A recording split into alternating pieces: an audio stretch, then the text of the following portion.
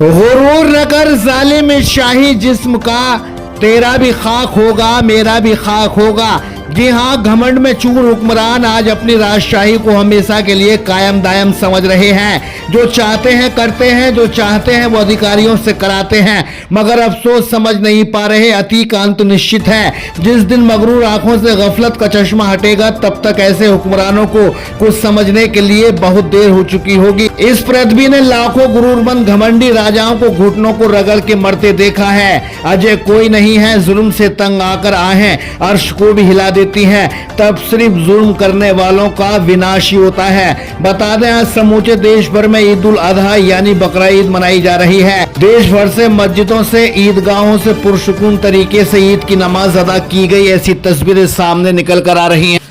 लेकिन कुछ जगहों पर इस सादगी से भी सरकारी नुमाइंदों के माथे पर बल पड़ रहे हैं। आज अलीगढ़ की शाही ईदगाह में ईद की नमाज अदा की गई। विपक्षी पार्टियों को आरोप है ईदगाह से करीब 200 मीटर पर बैरिकेडिंग लगा दिया गया, जिससे नमाजियों को ईदगाह तक पहुंचने नहीं दिया गया, जिसकी वजह से ईदगाह में काफी खाली जगह पड़ी रही है। क्या कहा है समाजवादी पार्टी के अब्दुल हमीद घोषी ने, आइए देखते हैं इस रिपोर्ट में। देखिए, सबसे पहले तो मैं अलीगढ़ जनपद वासियों को ईद उल अजहा की बहुत बहुत मुबारकबाद देता हूं। और जो आप सब लोगों ने देखा किस तरीके से बंदूकों के साए में नमाज हुई, उसके बावजूद भी ईदगाह खाली रह गई और हम चिल्लाते रहे कि भाई ईदगाह में जगह है। लेकिन ये मिसअंडरस्टैंडिंग इन लोगों ने 1 किलोमीटर दूर पब्लिक को यहाँ आने से रोक दिया। उसका नतीजा ये हुआ कि पीछे की बहुत सारी जगह, कम से कम 2-2.5 हजार आदमी अभी ईदगाह में और आ सकता था, लेकिन नहीं आने दिया गया। और पहले ही 1 किलोमीटर पहले, ये कोई तरीका थोड़ी है। कम से कम ईदगाह के अंदर तो नमाज पढ़ने दीजिए। आप ईदगाह के अंदर नमाज पढ़ने की प्रशासन से बात हुई, हम ईदगाह के अंदर नमाज पढ़ेंगे, लेकिन ईदगाह के अंदर भी नमाज पूरे तरीके से नहीं पढ़ने दी गई। और ईदगाह में भी काफी जगह खाली रह गई, कम से कम 2-2.5 हजार आदमियों की। ये गलत तरीका है। क्या आपकी जिला प्रशासन के साथ कोई मीटिंग नहीं हुई थी? भाई सड़क पे नमाज न पढ़ने की तो योगी का एक फर्ज है, कहीं सड़क पे नहीं पढ़ी जाएगी। आप भी चाहते थे, फिर ईदगाह में आने से रोका क्यों? हमने पहले ही अपील की, सब लोगों को समझाया कि सड़क पे नमाज नहीं पढ़ेंगे, लेकिन आप ईदगाह के अंदर भी तो नहीं पढ़ने दे रहे। ईदगाह के अंदर कम से कम 2-2.5 हजार आदमी आ सकता था। कभी जीवन में इतने बैरियर और इतनी बंदूकें और इतनी राइफलें और इतनी पुलिस ईदगाह पे हमने जीवन में नहीं देखी। पता नहीं क्या हो रहा है यहाँ। कोई दंगा हो रहा है, झगड़ा हो रहा है। पुरसुकून तरीके से मुसलमान नमाज पढ़ता है, ईदगाह में नमाज पढ़ के जाके अपने घरों में जाके कुर्बानी करता है, लेकिन आज तो ऐसा कर दिया जो कभी नहीं हुआ। अब्दुल हमीद घोषी का कहना है यकीनन नमाजियों ने बंदूक के साए में नमाज अदा की है। नमाजियों को बैरिकेडिंग करके ज्यादातर बाहर ही रोक दिया गया, जबकि ईदगाह में काफी जगह बची थी जहां सैकड़ों की तादाद में नमाजी नमाज अदा कर सकते थे। अब हम अलीगढ़ के जिला अधिकारी, अलीगढ़ के SSP पर इस कृत्य पर सवाल तो उठा नहीं सकते और सवाल उठाना जायज भी नहीं होगा।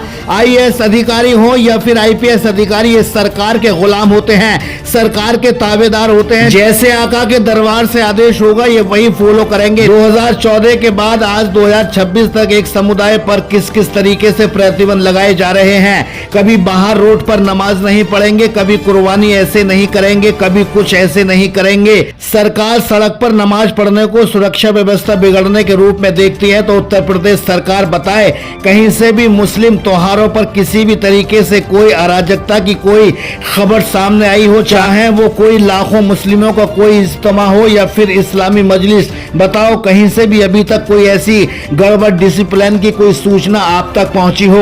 लेकिन कावड़ या कोई शोभा यात्राओं में हमेशा हिंसा बवाल की खबरें इंटरनेट पर खूब तैरती हैं। कभी SDM की कावड़ियों द्वारा गाड़ियों को पलटा जाता है, कभी ढाबे तोड़े जाते हैं, कभी राहगीरों को रोककर पीटा गया है। लेकिन मुझे फक्र है अपने मुसलमान भाइयों पर, कभी ऐसी हरकत करके सरकार को मौका नहीं दिया है। एक बीमारी और 2014 से बढ़ गई है। अगर कोई शांत है तो उसे नेताओं के ऊट पटाख भाषणों से उकसाने पर मजबूर किया जाता है। कुछ नफरती अधिकारी पीस कमेटी की मीटिंग के बहाने मुस्लिम लोगों को हड़काते नजर आते हैं, कुछ भी बयानबाजी की बाढ़ सी आ जाती है। लेकिन ये खुदा का करम देखिए, जिन्हें दबाया जाता है वो हमेशा पीसफुली अपने त्योहारों को आनंद लेते हैं, और जिन्हें छूट दी जाती है वो अपने ही त्योहारों की माँ की आंख कर देते हैं। कहीं आगजनी की खबरें, कहीं बवाल की खबरें हर जगह से आती हैं जो सोशल मीडिया और मीडिया पर तैरती हैं। लेकिन बेशर्मी इतनी है, दोषी मुसलमान ही होगा। यकीनन आज के मुसलमानों ने जो सब्र का मुजाहरा पेश किया है वो वाकई काबिल तारीफ है। खैर ये ईद भी सुकून के साथ गुजर गई, रहमत के साथ गुजर गई, चाहे बंदूकों के साये में सही, लेकिन नमाज तो अदा हुई है। हुड़दंगी हुक्मरानों को मंसूबा ऐसे प्रतिबंधों से आपको हिंसा करने पर उकसाने का काम कर सकता है, लेकिन आपको ऐसी कोई हरकत नहीं करनी है जिससे एक पक्षीय सरकार आपको रौंद डाले।